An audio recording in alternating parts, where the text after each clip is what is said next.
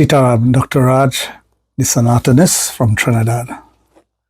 This is a little message for all the Sanatanist Hindus out there who are steadfast in their belief, who wants to maintain their status quo as a Sanatanist, as a practitioner of Hindus. Well, of course, we Sanatanists are called Hindus.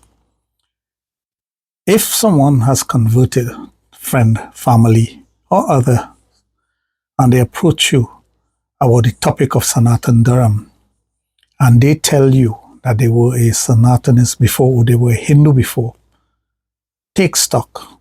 That person who was a Sanatanist before they converted was never a practicing Sanatanist. He or she may know nothing about Sanatan Dharma.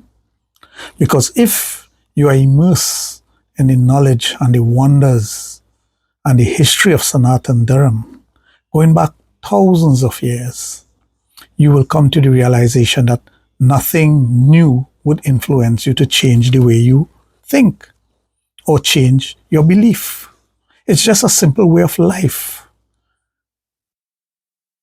An agnostic person can be a Sanatanist. A person who don't pray can be a Sanatanist. It all has to do with spirituality. So that person has never taken a spiritual path.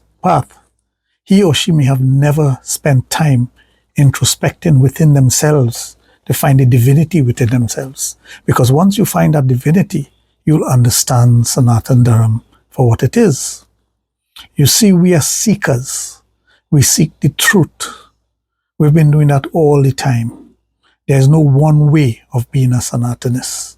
There's no one thing that keeps us being Sanatanist. There are many things, but we question everything.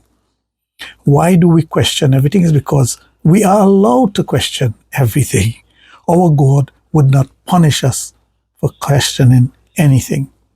He or she would bless us for doing that, because we are supposed to question.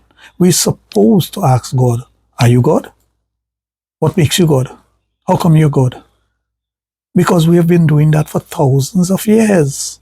We are a people who would ask questions, and if the question suits our understanding, the answer, suits our understanding of the question, then we'll say, okay, no problem. That's why we have so much saints and sages, God and goddesses, because in one home, you'll find that you may pray to one form or revelation of Bhagwan. Another person, your wife, your mother, your father, your brother, your sister, your child, would pray to a different form, but it doesn't cause any conflict. One person might be a Kali devotee. Another person will say, I'm praying to Lord Hanuman. I like Lord Hanuman. So whoever chooses to take that path to spirituality, that's their choice.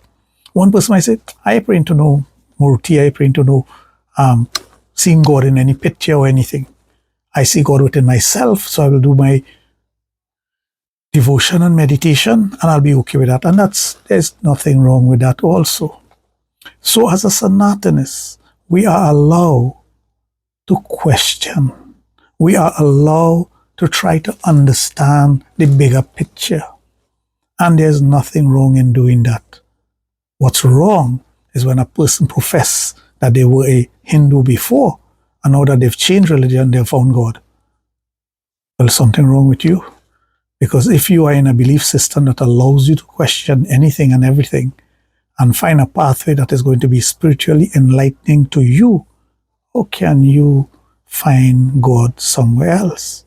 It means you have not been seeking God or the darshan of the Lord.